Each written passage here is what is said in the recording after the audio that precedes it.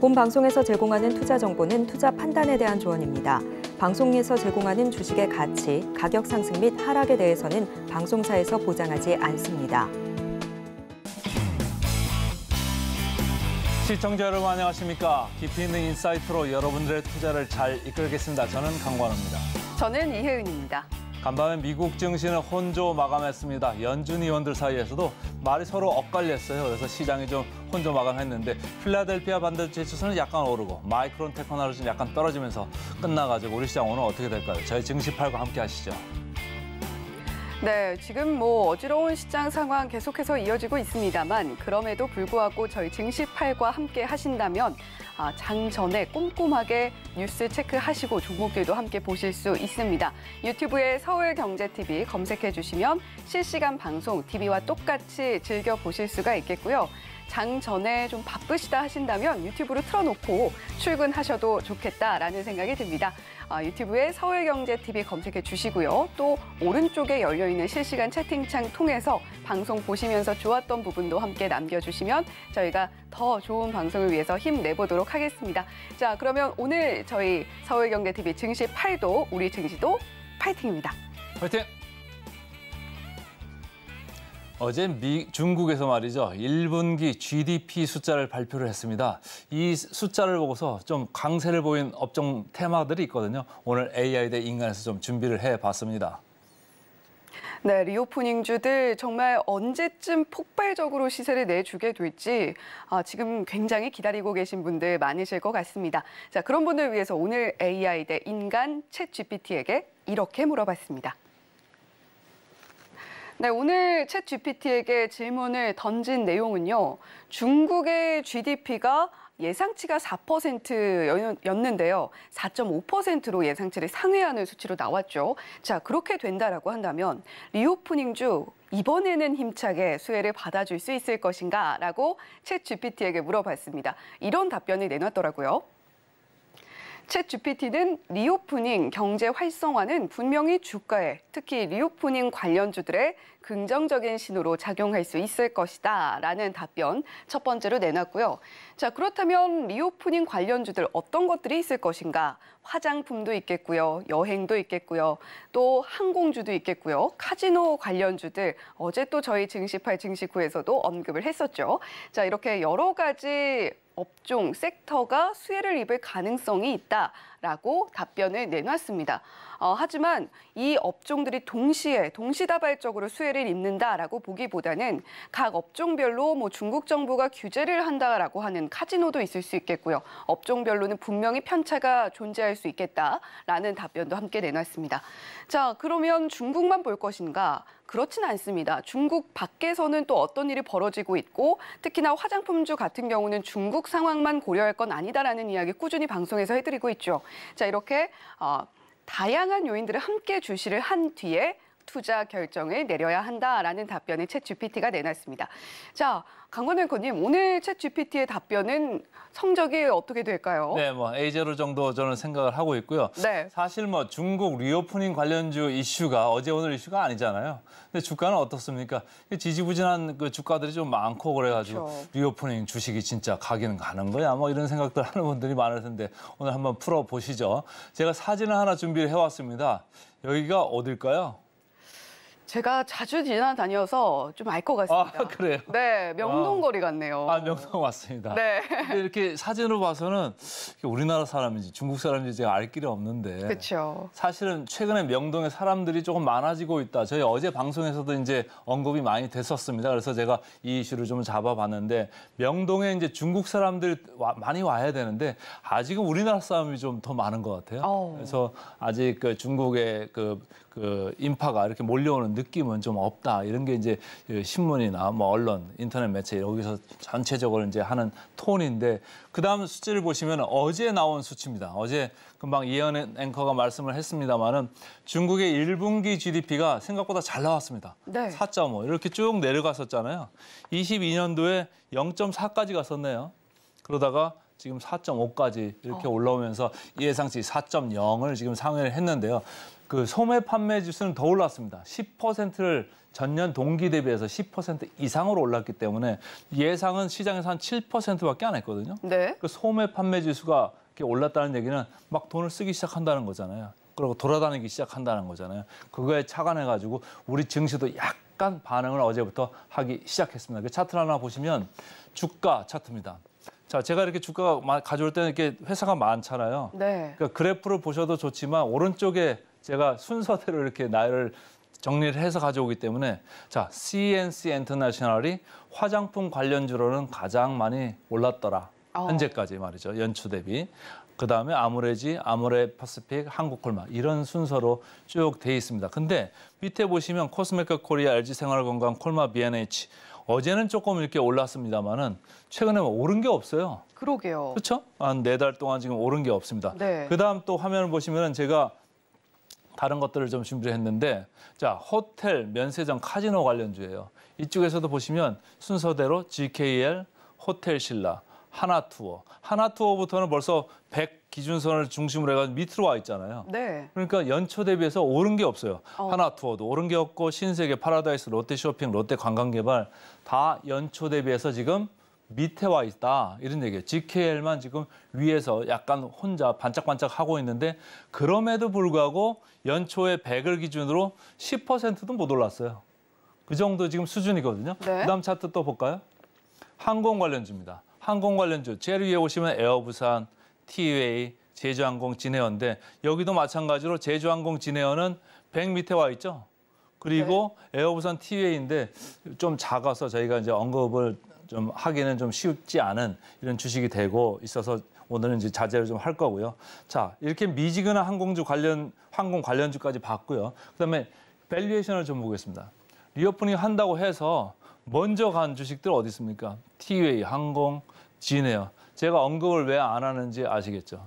비싼 주식은 저는 아주 싫어합니다. 그래서 비싼 주식 싫어하고 호텔 신라도 뭐 면세점 관련주로도 그렇고 호텔 관련주로 그렇고 여러분들이 많이 좋아하시는 거 제가 아주 잘 알고 있습니다만은 6.3배입니다. 저는 뭐 높다고 생각하고 하나투어도 아주 높습니다. 이쪽 끝으로 오면 롯데쇼핑, 신세계 있습니다만은 여기는 수익성이 또 잘 안 나요. 영업이 잘 안 되는 거예요. 그래서 제가 빨간 걸로 표시한 것만 오늘 말씀을 드릴게요. GKL은 카지노 관련해가지고 아까 제일 위에 있었잖아요. 네. 이거 CNC 인터내셔널도 화장품 관련해서 가장 위에 있었는데 자, CNC 인터내셔널부터 이제 말씀을 좀 드려보겠습니다. CNC 인터내셔널 최근에 DS 투자증권에서 리포트가 이렇게 나왔더라고요. 오더, 그러니까 수주가 엄청나게 지금 많이 되고 있나 봐요. 작년에 이제 700만 개 수준에서 금년에 벌써 1000만 개 수준으로 이렇게 확 올라간 거예요. 네. 그래서 상하이 공장이 지금 막 생산하는데 작년에 2배 정도 와. 수주를 한다고. 그래서 밀려드는 오더 이렇게 낸 거예요. 그래서 여기 성장세가 있다. 그리고 주가도 슬슬 반영을 하고 해왔잖아요. 그래서 네. 앞으로도 괜찮을 수 있다. 그래서 제가 좀 골라본 거고 차트로 봐도 외국인들 이 누적 매수로 보시면 쭉 계속 사들어오고 있잖아요. 사들어오니까 어때요? 주가도 쭉 이렇게 같이 강세를 보면서 탄탄하게 지금 올라가고 있어서 괜찮은 주식이 아니겠느냐 이런 생각을 하면서 저는 골라왔어요. 물론 이제 화장품주에 뭐 LG생활건강도 있고 아모레 퍼시픽도 있고 아모레 G도 있고 뭐 다 있습니다만 제가 볼 때는 항상 수익성 RO이라는 걸 보고 견줘봐서 골라오기 때문에 제 눈에 CS 인터내셔널이 뛰었다. 이런 이제 말씀이고 그다음 거를 보시면은 자, GKL입니다. GKL은 금년에 뭐 크게 오른 것도 없어요. 오르기는 올랐는데 저희도 어제 누가 와서 GKL 얘기했잖아요. 네. 근데 이제 GKL은 이제 중국 회복이 가시화되고 2분기부터 본 게임이다. 이런 생각을 하고 있습니다. 그래서 우리 신한투자증권에서는 여기를 레저 탑픽으로 이렇게 이제 선정을 했는데 차트를 보시죠. 주가를 보시면 여기는 외국인이 아니고 기관이 사들어오면서 받치고 있어요. 그렇죠? 꾸준히 늘고 있네요. 네, 기관이 제일 밑에서 보시면 됐고 크게 주가가 올라온 게 없어요. 연초 대비해서도 뭐 거의 조금 올라왔잖아요. 어제 반등하면서. 그런데 어쨌든 밑에 바닥권에 있기 때문에 여러분들이 좀 눈여겨보시고 체크를 하실 수 있는 종목이다. 이렇게 저는 보고 있고요. 자, 그러면 이제 목표가 대비해서 마지막으로 이제 정답선으로 가야죠. 근데 쭉 봤는데 제가 이제 빨간 거로 표시한 GKL이나 CNC 인터내셔널은 둘 다 공교롭게도 27%의 목표 주가 괴리율이 있더라. 이런 얘기고 여기 롯데관광개발 88% 이렇게 목표 주가 괴리율 나왔습니다만은 제 생각하고는 조금 시장 생각하고 좀 다르더라고요. 여기는 컨센서스 수치를 제가 항상 가져오는 건데 네. 저는 또 저 나름대로 따로 계산하는 뭐가 있는데 그걸 해보면 저는 이 정도까지는 저는 아니거든요. 그래서 네. 저걸 안 고르고 GKL, 인터내셔널, CNC 인터내셔널 오늘 두 정보를 이렇게 짚어봤습니다. 네, 오늘 이렇게 리오프닝 관련주들 전반적으로 쭉 짚어보니까 어떻게 보면 그래도 이유 있는 반등이 나오는 종목들이었구나라는 것을 강관우 앵커님께서 상세하게 짚어주신 것 같습니다. 자, 오늘 챗 GPT의 답변 그리고 강관우 앵커님의 인사이트까지 함께 들어봤는데 챗 GPT의 한마디는 이렇게 정리해 보겠습니다. 쨍하고 해뜰 날 과연 이번에는? 이라고 좀 여운을 남기는 한마디로 정리를 해봤는데 자, 강관우 앵커님께서는 오늘 한마디 어떻게 정리해 주시겠습니까? 제가 생각한 거하고 톤이 좀 비슷하네요. 아까 이제 관련주들이 이름이 많았잖아요. 네. 많았는데 생각보다 몇 개 없잖아요. 그래서 저는 이렇게 하겠습니다. 생각보다 적은 찐 수혜주. 네, 오늘 생각보다 적지만 그럼에도 불구하고 과연 중국의 이런 다시금 회복세를 보이고 있는 경제 성장에 대해서 찐 수혜를 입을 수 있는 수혜주들 많은 힌트가 나갔다고 생각이 됩니다. 투자에 참고해 보시면 좋겠고요. AI 대 인간은 여기까지 해보도록 하겠습니다. 잠시 후에 증권사 리포트 짚어드리는 시간으로 다시 돌아올게요.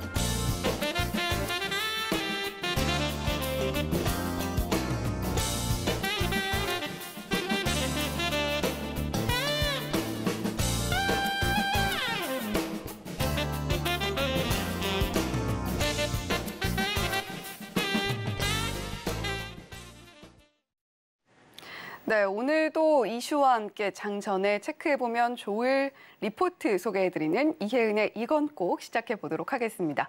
자, 오늘은 반드시 우리 시청자님들께 이 종목 꼭 보셨으면 좋겠다 이런 것보다도 이슈와 함께 체크해보셨으면 좋겠는 종목들로 두 종목 가지고 왔습니다. 첫 번째 종목부터 화면 통해서 만나보시죠.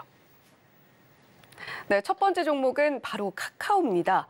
자, 이 종목 한때는 정말 많은 개인 투자자분들의 사랑을 받았고 또 그동안 급격한 주가 하락으로 인해서 또 많은 개인 투자자분들의 마음을 아프게 한 종목이기도 하죠.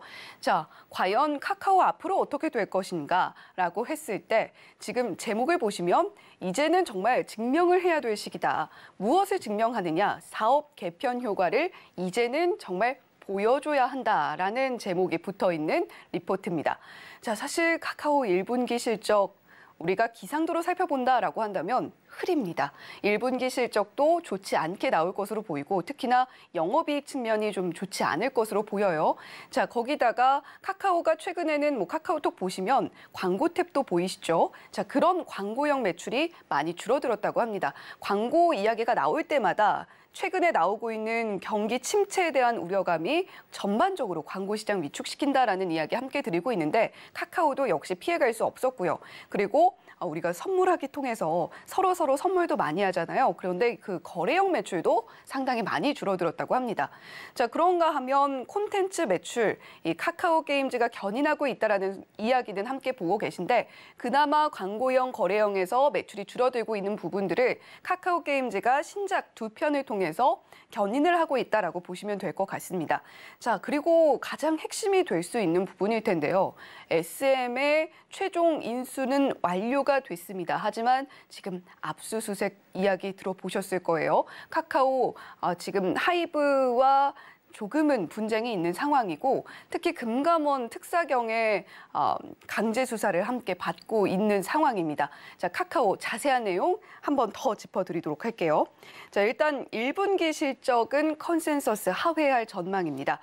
전년 동기 대비 매출은 소폭 증가했는데 같은 기간 영업이익에서 적자 보이면서 컨센서스 하회할 걸로 보이고 있고요.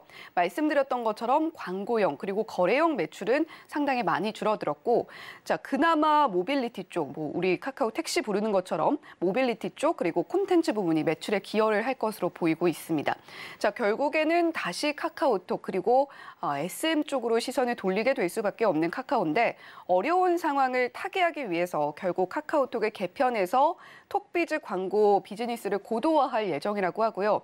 특히 오픈 채팅방을 통해서 수수료를 받는 방법을 좀 모색하고 있다라고 합니다. 이 부분도 역시 광고 삽입을 통해서 수익성을 제고할 걸로 보이고 있고요. 아마 이 부분이 핵심이 될 텐데 카카오가 1분기 공개 매수를 통해서 SM 지분 총 한 40%가량을 확보를 했습니다. 카카오가 20.8%, 카카오 엔터테인먼트가 19.1% 확보를 한 상황인데 자, 일단 증권사에서는 투자 의견 매수의 목표 주가 81,000원 유지한다라는 제시를 하기는 했습니다. 하지만 지금 금감원 특사경이 인수권과 관련해서 카카오와 카카오 엔터테인먼트 강제 수사에 나선 상황이고요. 어제는 SM 본사도 압수수색을 했습니다. 하이브 측이 지난 2월에 SM 주가가 갑자기 너무 높게 뛰어 올랐다. 여기에 인위적인 상승이 있었던 것 아니냐라는 이야기를 제기를 하면서 금감원에 진정서를 낸 데 따른 건데 이 사건 어떻게 이어지게 될지 과연 카카오의 SM은 어떻게 카카오에게 영향을 미치게 될지는 계속해서 좀 지켜보셔야겠다라는 생각에 오늘 첫 번째 리포트로 가지고 왔습니다. 자, 그러면 두 번째 종목은 어떤 종목일지 역시 화면 통해서 만나보시죠. 자, 이번에는 디어유입니다. 디어유도 조금은 요즘 우려 섞인 시선이 나오면서 주가가 하락을 면치 못하고 있죠. 제목 보시면 아티스트와 팬이 함께 만든 공든 탑 이렇게 되어 있습니다. 그 공든 탑이 바로 디어유가 되겠고요.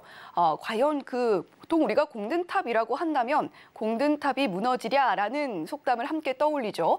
디어유가 공든탑이라면 과연 이 공든탑은 무너질까? 이 부분에 대해서 증권사 리포트 제목을 붙여본 것 같습니다. 자, 1분기에는 디어유에 대한 구독 증가세가 확인이 됐는데 이 증가세 1분기로 그치지 않고 연말까지 쭉 이어질 것 같다라고 제시를 했습니다. 거기다가 결국에 디어유 같은 플랫폼이라면 얼마나 많은 아티스트들이 디어유 플랫폼 안에 들어올 것인가 이 부분이 핵심일 텐데 아티스트의 수가 점차 확장이 되고 있습니다. 기존에는 SM이라던가 JYP 엔터테인먼트 위주의 아티스트들이 많이 들어와 있었던 디어유였는데 그 의존도는 조금 낮추고 일본 그리고 해외 쪽으로까지 아티스트들을 확장해 나가려는 움직임을 보이고 있고요. 거기다가 디어유가 지금 갖고 있는 프라이빗 팬덤 플랫폼 내가 좋아하는 아티스트와 프라이빗 메시지를 통해서 소통할 수 있다라는 것이 디어유의 최대 장점인데 그 플랫폼 굳건하게 유지가 될 것으로 보인다라는 내용도 함께 살펴볼 수가 있었습니다. 하지만 결국에는 디어유도 최대 변수는 아마 이 부분이 될 것 같아요. SMIP의 위버스 입점일 텐데 기존의 광야를 통해서 디어유에서 소통하던 SM 아티스트 12팀, 보아와 카리나 같은 이 대형 아티스트들까지도 위버스에 입점을 한다는 것이 과연 디어유에는 앞으로 어떻게 변수로 작용하게 될 것인지는 체크를 해보셔야겠습니다. 자, 디어유도 자세하게 내용 살펴볼게요. 자, 공든탑이라고 말씀을 드렸는데 과연 이 공든탑을 아티스트가 먼저 깰 수 있을 것인가 이 부분에 리포트는 집중을 하고 있습니다. 아티스트가 팬덤을 버리고 공든탑을 뒤로 하고 나아갈 수는 없다라는 이야기를 하고 있는 것이죠. 자, 올 하반기까지 소속 아티스트별로 공식 커뮤니티를 오픈하겠다라고 밝힌 SM입니다. 위버스에 오픈하겠다는 건데 위버스 역시 지금 보아부터 에스파까지 SM 소속 아티스트 12팀이 올 9월까지죠. 공식 커뮤니티 오픈할 것이다라고 밝히면서 디어유 주가가 큰 폭으로 하락을 하고 있는 상황입니다. 자, 지금 뭐 하이브가 좀 물러나긴 했어도 SM 인수권에서 물러나긴 했어도 플랫폼 협력을 하겠다라는 부분에 이 디어유가 조금은 위협을 받고 있다라고 보시면 되겠고요. 다만 SM은 이에 대해서 디어유의 프라이빗 메신저죠. 이 버블과 또 팬덤 플랫폼이 될 수 있는 하이브의 위버스는 서로 공존을 할 것이다. 따라서 팬 중심의 SM 3.0 우리가 실현해 보겠다라고 밝힌 상황입니다. 자, 지금 프라이빗 팬덤 플랫폼의 위력이 공든탑을 지지하고 있는 상황인데 자, 지금 결국에 리포트가 하고자 하는 이야기는 과도한 우려는 경계하는 것이 좋겠다라고 투자 의견을 제시하고 있는 겁니다. 자, 우리 시청자님들께서는 과연 디어유의 앞으로의 흐름 어떻게 보고 계실지 궁금한데 투자 의견 일단은 매수 유지하고요. 목표 주가 68,000원 유지한다라는 의견까지 증권사에서 내놓고 있는 디어유까지 전해드렸습니다. 저희는 잠시 후에 오늘의 일면 헤드라인 짚어드리는 시간으로 다시 돌아오겠습니다.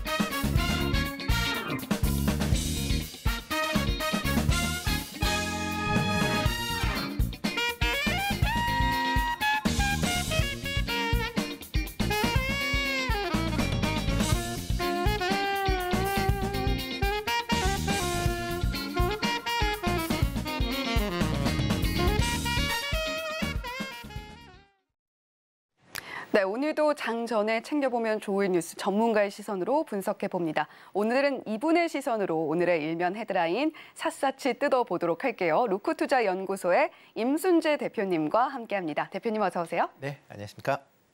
네, 대표님 오늘도 우리 시청자 여러분들을 위해서 헤드라인 상세하게 분석을 해주실 텐데 어떤 헤드라인 가지고 오셨을지 화면 통해서 만나보겠습니다.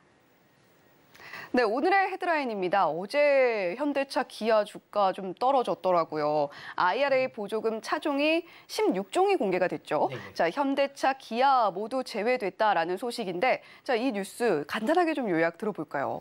네, 뭐 IRA 법안 관련돼서 뭐 작년서부터 얘기가 나왔기 때문에 뭐 대부분 다 아실 거라고 생각이 되는데요. 그 중에서 이제 IRA 법안 중에 전기차에 대한 보조금 지급에 대한 건이 있었습니다. 그 보조금 지급에 대한 해당이 되는 차종이 어저께 이제 최종적으로 공개가 됐다라고 보시면 될 것 같습니다. 뭐 IRA 법안 자체가 이제 여러 가지 이제 뭐 제한 조건이 있습니다. 뭐 화면을 잠깐 보신다라고 하게 되면 뭐 배터리 부품에 관련된 부분에 대한 세액 공제가 $3,750. 그다음에 그 관련돼서 배터리 핵심 광물을 어떻게 하느냐 이런 부분에 대해서 $3,750 이런 형태로 해서 총 $7,500까지 이제 보조금이 지급이 된다라고 보시면 될 것 같고요. 승용차 같은 경우는 판매 가격이 $55,000 이하, 그다음에 SUV나 픽업 같은 경우는 $80,000 이하의 이제 차종에 해당이 된다. 만 해당이 되는 그 중에서 이제 보조금이 지급이 된다라고 보시면 될 것 같습니다. 어저께 발표된 것은 이제 미국 회사 4개 회사죠. 4개 회사에 16개 이제 차종에 대해서 보조금이 지급이 된다라고 보시면 될 것 같습니다. 네. 지금 뭐 보시면 $7,500를 받을 수 있는 그러니까 차종은 10개 차종이 되는 거고요. $3,750를 받을 수 있는 차종은 6개 차종이 된다라고 보시면 될 것 같습니다.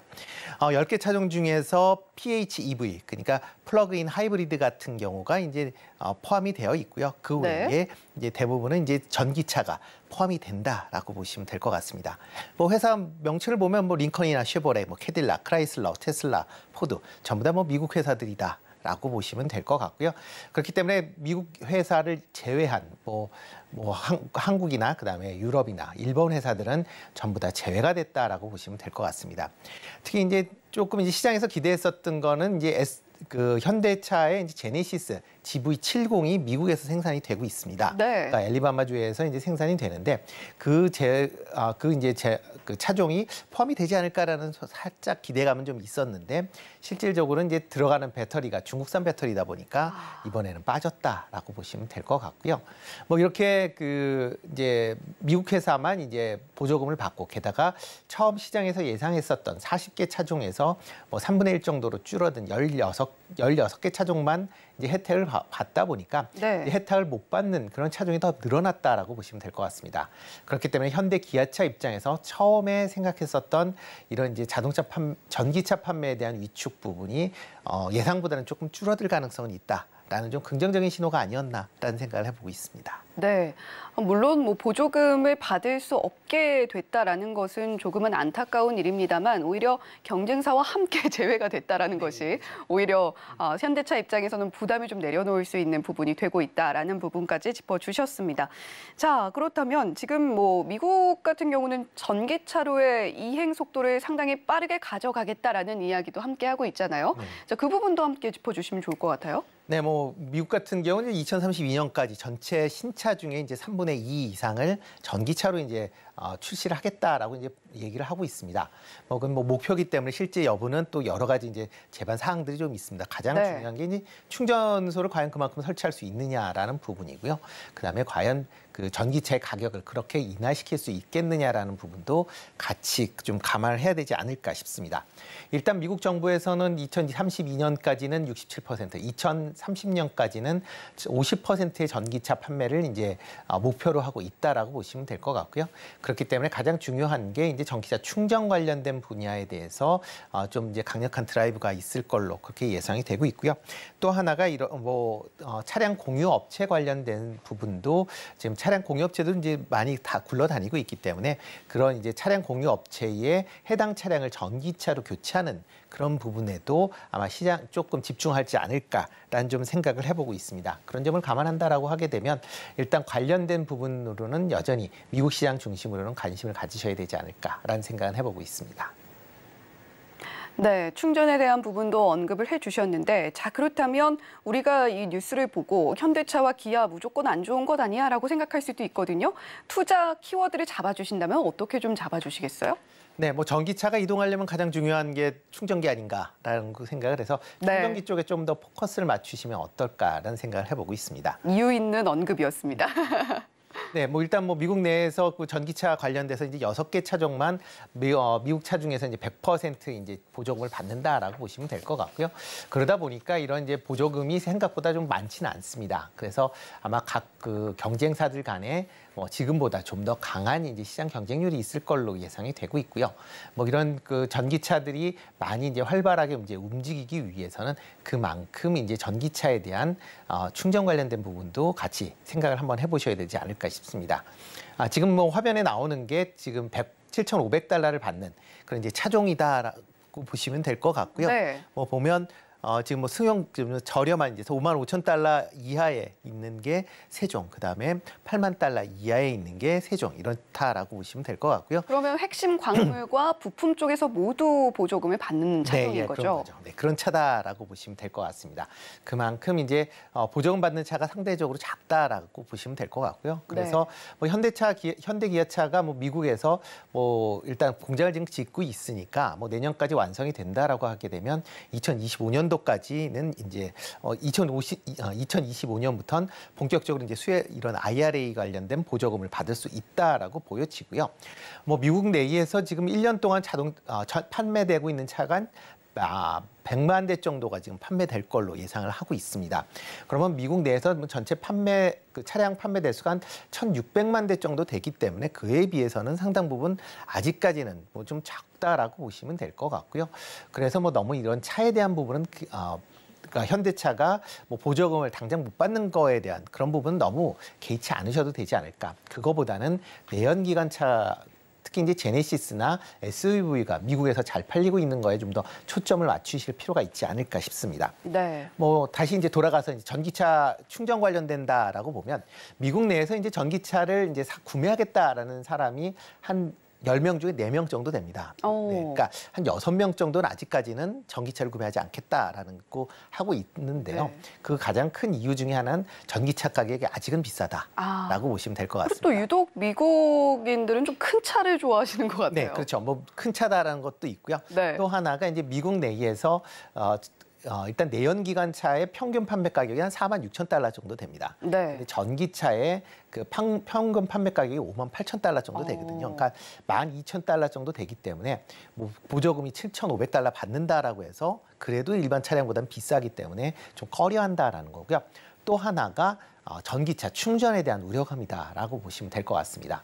뭐 전체 그 전기차를 사든 안 사든 전체 이제 소비자들의 한 3분의 2 75% 정도가 전기차 충전에 대한 우려감을 표시하고 있기 때문에 있다라고 보시면 될 것 같고요. 국내 같은 경우도 전기차 충전에 대한 부분을 전기차 구매의 상당한 주요 요인으로 보고 있다라고 보시면 되겠습니다. 뭐 지금 뭐 화면을 본다라고 하게 되면 이제 전기차 구매 시 이제 고려할 사항이다라고 이제 나와 있는데요. 가장 첫 번째를 본다라고 하게 되면 주행 거리다라고 보시면 될 것 같습니다. 그만큼 아직까지는 전기차 하면 주행 거리를 많이 가야 된다라고 하신다라고 생각을 하고 있고요. 그 다음으로 이제 중요하게 생각하는 게 전기 충전소가 얼마만큼 많이 있느냐라는 부분이다라고 보시면 되겠습니다. 그렇지만 뭐 국내에서 충전 부분은 상당히 좀 열악한 게 사실입니다. 작년도까지 이제 누적으로 해서 전기차가 이제 등록 대수가 국내에서 37만 대 정도 되고요. 네. 근데 이 중에서 전기차 이제 그 그러니까 완속이나 급속이나 이런 이제 충전기가 전부 다 한 22만 대 정도가 지금 보급이 됐다라고 보시면 될 것 같습니다. 뭐 딱 보시면 39만 대의 차에 22만 대면 뭐 작지 않은 수치다라고 보시면 되는데요. 이 중에서 이제 보통 그 전기차를 집에서 충전하시는 경우도 많지만 외부에서 충전하시는 경우도 많고요. 그러다 보면 이제 급속 충전에 대한 그런 이제 니즈가 있습니다. 네, 한국인들은 빨리빨리 네, 해야죠. 그렇죠. 뭐 대표적으로 급속 충전을 한다라고 하게 되면 80%까지 충전하는데 보통 걸리는 시간이 18분에서 1시간 정도 걸린다라고 보여지는데요. 완속으로 한다라고 하게 되면 9시간에서 18시간이 걸립니다. 그러니까 그렇기 때문에 상당히 오래 걸리기 때문에 좀 빠르빨리 하는 그런 급속 충전이 필요한데요. 지금 급속 충전 한 대당 보통 지금 현재는 18.9대 정도의 차량이 있습니다. 그러니까 적정 수준이 10대 이하로 줄어야 된다라고 얘기를 하고 있기 때문에 그걸 감안한다라고 하게 되면 지금 급속 전기 충전기는 지금보다 배 이상으로 늘어나야 되고요. 또 전기차 판매가 확대될수록 이런 급속 충전기는 더 빠르게 늘어나야 된다라는 그런 점을 좀 감안하셔야 되지 않을까 싶습니다. 네, 물론 저희가 IRA 보조금에서 이야기를 시작을 했습니다만 지금 뭐 전기차 이야기를 하면 빼놓을 수 없는 부분이 바로 충전 부문일 겁니다. 자, 그만큼 지금 인프라를 확충해 나가는 것도 상당히 중요한데 현대차와 기아는 이 부분에서도 상당히 노력을 또 많이 기울이고 있다라는 점도 함께 짚어주셨고 전기차로 이행하는 과정에서 결국엔 인프라가 받쳐주지 못한다면 앞으로는 계속해서 이 부분에 대한 수요가 늘어날 수밖에 없을 것이다라는 부분도 함께 짚어주셨습니다. 자, 그렇다면 우리가 이 뉴스를 보고 그리고 임순재 대표님이 이야기해 주신 것처럼 충전에 좀 집중을 해본다라고 한다면 수혜 업종은 어떤 업종을 좀 보면 좋을까요? 네, 뭐 충전 회사들이 지금 이제 두 개로 크게 보시면 전기 충전 관련된 두 개 부분으로 생각해 보시면 좋을 것 같은데요. 네. 하나는 이제 전기 충전기를 제조하는 회사고, 하나는 이를 충전기를 갖고 서비스하는 회사다라고 보시면 될 것 같습니다. 뭐 정부에서 이제 이런 전기 충전기 관련된 여러 가지 이제 보조금이 지급이 되고 있는 그런 상황입니다. 그러다 보니까 뭐 국내에서 상당히 많은 업체들이 전기 충전 서비스에 지금 뛰어들고 있는 그런 상황이다라고 보시면 될 것 같고요. 네. 뭐 그러다 보니까 지금 현재 상황에서 이제 중소기업들이 좀 많이 이제 포진이 되어 있습니다. 뭐 최근 들어 이제 시장의 규모가 커지면서 대기업들의 진출이 본격화되고 있다라는 점을 감안한다라고 하게 되면 대기업 위주로 시장이 좀 재편되지 않을까 싶습니다. 특히 최근 들어 이제 대기업들이 중소기업들 많이 M&A로 해서 인수하고 있는 그런 상황이다라고 보시면 될 것 같고요. 그래서 막 관심 있게 보신다라고 하게 되면 대기업 위주로 좀 더 관심 있게 보시면 어떨까 싶습니다. 대기업이 뭐 출자를 했거나 아니면 뭐 지분을 갖고 있는 그런 회사들에 조금 더 관심을 가지실 필요가 있지 않을까 싶고요. 첫 번째로 조금 관심 있게 보셔야 될 게 뭐 충전기 관련된 이제 서비스를 제공하고 있는 토탈로 제공하고 있는 롯데정보통신이다라고 보시면 되겠습니다. 뭐 롯데정보통신 같은 경우는 뭐 롯데그룹의 이제 IT 관련된 기기 뭐 관련 회사다라고 이제 많이들 생각을 하시는데요. 그 외에 재작년에 롯데정보통신이 중앙제어라는 회사를 인수를 했습니다. 네. 이 중앙제어는 뭐 올해 올해 이제 이름이 좀 바뀌었습니다. EVESE라고 해서 좀 네, 죄송합니다. EVCESIS. 네. 네. EVCESIS. 참 헷갈리는데요. 네, 좀 회사 이름이 좀 바뀌는 바람에 저도 조금 헷갈립니다. 잠깐 보고 말씀드릴게요. EVCESIS라고 바뀌었습니다. 네, EVCESIS로 바뀌었는데요. 이 회사 같은 경우에는 전기 충전기 관련된 뭐 상당한 이제 기술력을 갖고 있는 그런 회사다라고 보시면 될 것 같습니다. 저속에서부터 350kW급의 고속 이제 충전기까지 모두 만드는 그런 회사다라고 보시면 될 것 같고요. 단순히 국내에뿐만 아니라 미국이나 유럽의 그 관련된 특허도 같이 취득을 한 그런 회사입니다. 그렇기 때문에 뭐 국내에 그 현대차의 이피트와 같은 고속 충전뿐만 아니라 뭐 벤츠나 BMW, 볼보 등에도 급속 충전기를 공급을 하는 그런 이제 회사다라고 보시면 될 것 같습니다.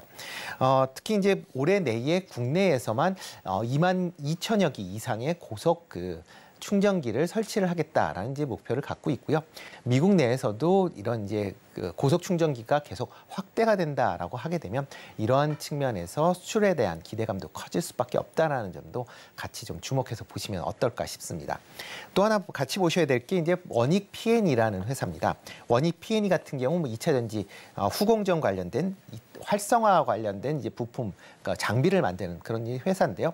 이런 이제 계열사의 P&E 시스템즈라는 전기차 충전 그런 인프라를 제조하고 설치하는 회사가 있다라고 보시면 되는데요. 뭐 관련된 지분이 한 60% 갖고 있다라고 보시면 되겠습니다. 뭐 자체적인 이제 모듈 이런 이제 파워 모듈을 가지면서 완속해서 급속 충전기까지 모두 생산하는 그런 업체이기도 합니다.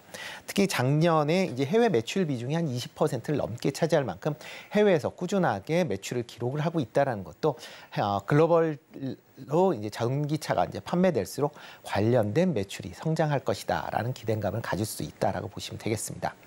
또 하나가 이제 SK 네트워크스도 같이 좀 보시면 어떨까 싶습니다.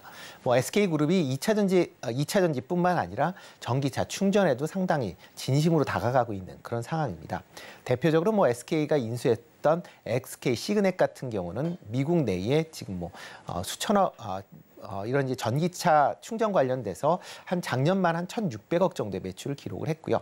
뭐 향후 2, 3년 후면 한 1조 원 정도 이상의 매출이 커질 것으로 예상이 되고 있다라고 보시면 될 것 같습니다. 그렇기 때문에 SK그룹 전체적으로 관심 있게 보시면 좋을 것 같고요. 그 중에서 SK 네트워크스는 전기차 충전 관련된 분야에 투자가 집중을 하고 있다라고 보시면 될 것 같고요. 특히 이제 충전 자회사인 이제 SS 차저 같은 경우는 과거 S트래픽의 이제 충전기 사업부를 이제 분사를 하면서 거기에 이제 지분 투자를 하면서 인수를 한 그런 회사다라고 보시면 될 것 같습니다. 뭐 국내 뭐 급속 완속 충전기 보유 대수가 2,500대로 뭐 민간 기업 중에서는 가장 많은 그런 이제 보유 대수를 갖고 있다라는 걸 보면 뭐 향후에 이제 국내에서도 투자가 활발히 진행된다라고 하게 되면 그만큼 수혜가 있다라고 보시면 될 것 같고요. 그 외에 이제 전기 급속 충전기를 생산하고 있는 휴맥스 같은 경우도 조금 관심 있게 보시면 어떨까 싶습니다. 네, 지금 뭐 일단은 대기업들도 속속 충전 사업에 뛰어들고 있기 때문에 대기업과 상당히 긴밀하게 연관이 있는 종목들, 특히 충전기를 제조하는 쪽과 서비스하는 쪽을 좀 분리해서 우리가 주목을 해보면 좋겠다라고 이야기해 주셨고 관련해서 4개 종목 언급을 해주셨습니다. 자, 오늘 미국 IRA 보조금 제외로 인해서 현대차와 기아에 대해서 우려감을 좀 가져봐야 되나라는 그런 시점에서 우리가 충전 쪽으로 한번 시선을 보자라는 이야기까지 함께 전반적으로 담아봤습니다. 로크투자연구소의 임순재 대표님과 함께 이야기 나눠봤습니다. 고맙습니다. 네, 고맙습니다.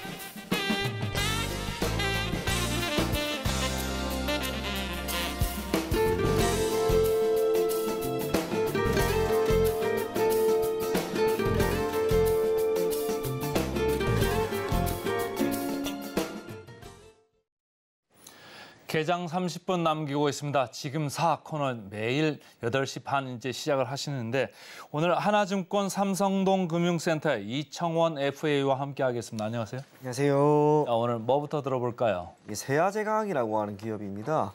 이번 주 철강 쪽이 상당히 좋습니다. 그러한 가운데 몇몇 종목들 같은 경우에는 주가가 평소와는 달리 매우 크게 변동성을 보이고 있는데 그중에 하나가 세아제강이라고 생각하시면 좋을 것 같습니다. 세아제강은 강관이라고 하는 산업을 영위하고 있습니다.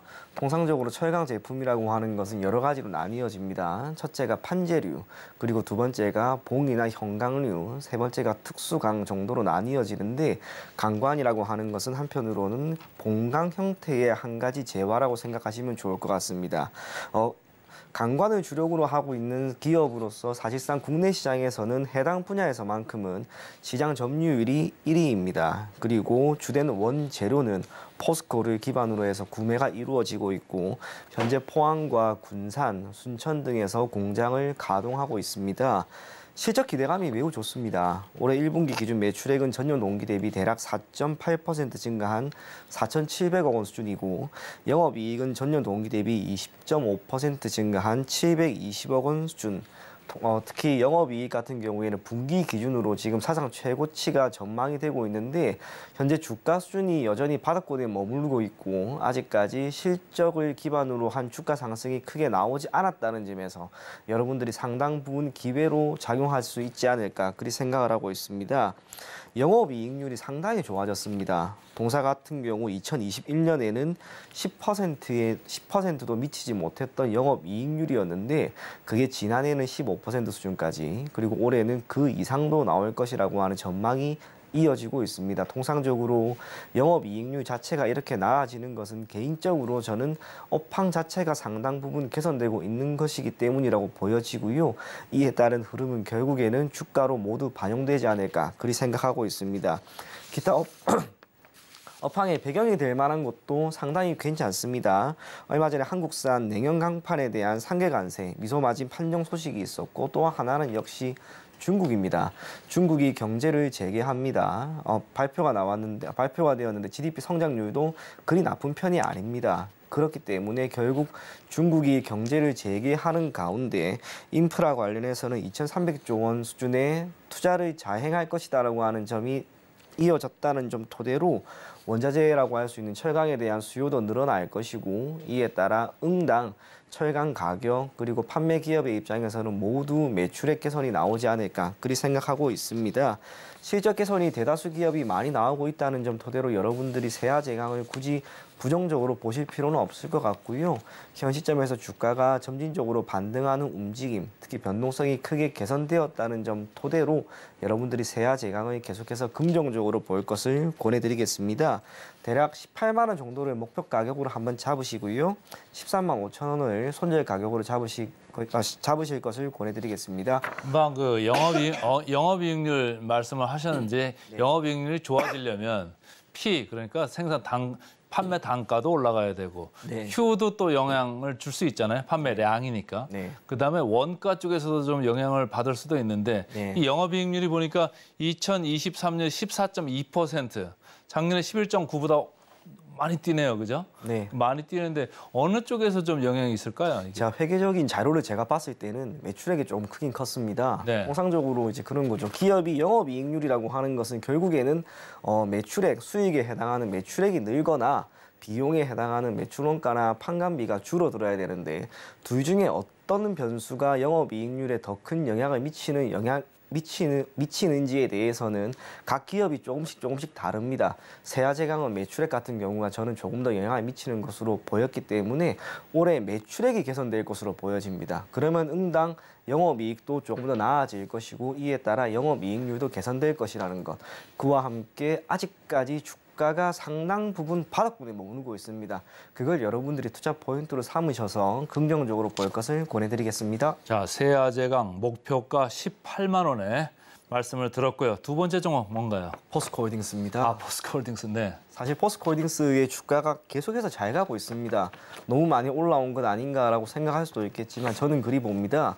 통상적으로 에코프로나 기타 LNF와 같이 크게 올라간 종목들은 상당 부분 고점을 형성되는 시점에서 주가가 매우 급격한 기울기를 보이는데 포스코홀딩스는 아직까지도 그러지는 않았습니다. 동사는 철강 관련 모든 사업을 사실상 영위하고 있습니다. 열연, 냉연, 스테인레스, 그리고 특수강 거의 모든 사업을 영위하고 있고요. 국내 시장에서는 시장 점유율 압도적 1위이고 그 아래에 있는 많은 협력업체들, 그들에게는 상당 부분 협상에 있어서 우위력을 가지고 있습니다. 매출 비중은 냉연 강판이 31%로 가장 높습니다.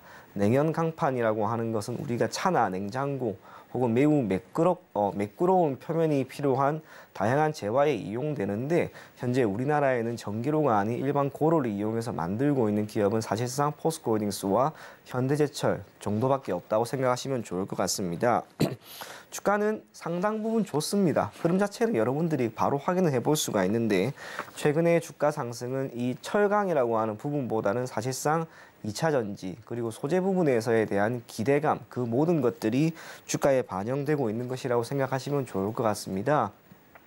실적은 아쉽게 그리 좋은 편은 아닙니다. 하지만 앞으로 철강 쪽에서의 매출액과 실적이 나아지고 2차 전지 소재 쪽에서의 결과가 더 좋다면 응당 주가는 지금보다 더 높은 가격을 보이지 않을까 그렇게 생각을 하고 있고요.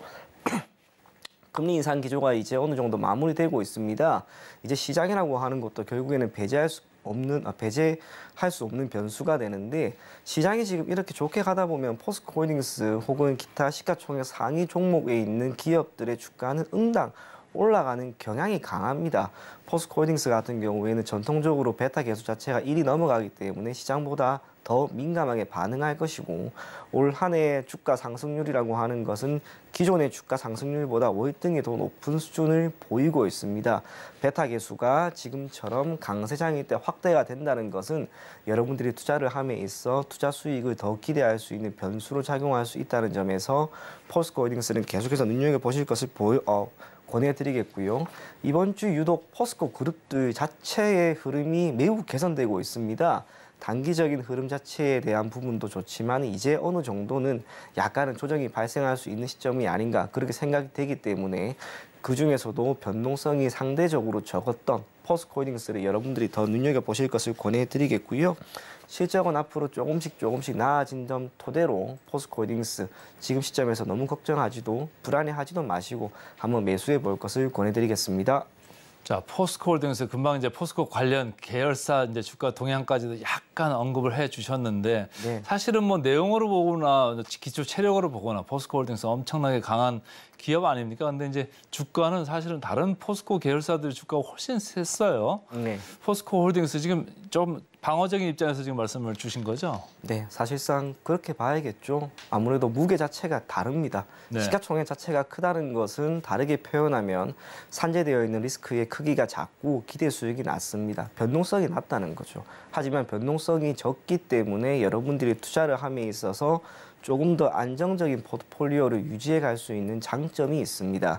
비록 시장이 지금 매우 좋기 때문에 변동성이 가급적이면 큰 종목을 편입하는 게 좋지만 포스코홀딩스처럼 실적과 시장과 기타 모멘텀이 모든 점을 만족할 수 있을 만한 이런 기업을 찾는 것도 결코 쉽지는 않을 것 같습니다. 그래서 포스코홀딩스를 여러분들이 계속해서 긍정적으로 보시되 목표 가격은 50만 원, 손절 가격은 37만 5천 원 제시해 드리도록 하겠습니다. 자, 오늘 두 종목 들었습니다. 이제 철강 업종에 있는 세아제강, 포스코홀딩스인데 같은 듯 다른 듯. 조금 2차 전지까지 있으니까 포스코홀딩스가 조금 다른 면이 있죠.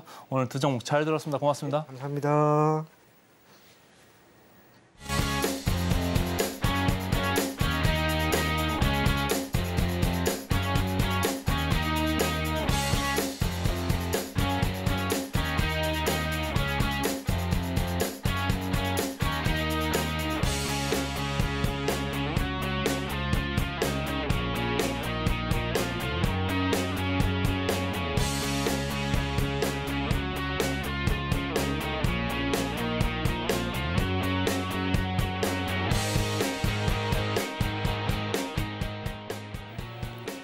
네, 장 개장 전에 지켜보면 좋을 종목들까지 잘 챙겨보셨는지요? 자, 본 방송에서 제공해드리는 정보는 투자 판단에 대한 조언일 뿐 해당 종목의 가치와 수익률을 보장하지는 않습니다. 자, 그리고 이번 주 토요일이죠. 4월 22일 오후 1시에는요. 임상현 전문가의 무료 강연회가 진행이 됩니다. 여러분들께서 많이 시청해 보시고 프로 주식리그 준우승 또 하셨다고 하니까요. 많이들 어떤 내용 이야기해 주시는지 한번 지켜보시면 좋겠다라는 생각이 듭니다. 증시 8은 여기까지 하도록 하겠고요. 잠시 후에 이어지는 증시 구도 함께해 주시죠. 저희는 여기서 인사드리겠습니다. 시청해 주신 여러분 고맙습니다.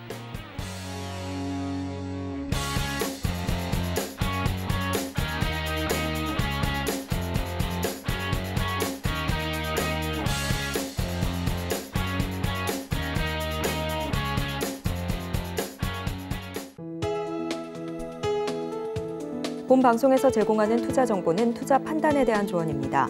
방송에서 제공하는 주식의 가치, 가격 상승 및 하락에 대해서는 방송사에서 보장하지 않습니다.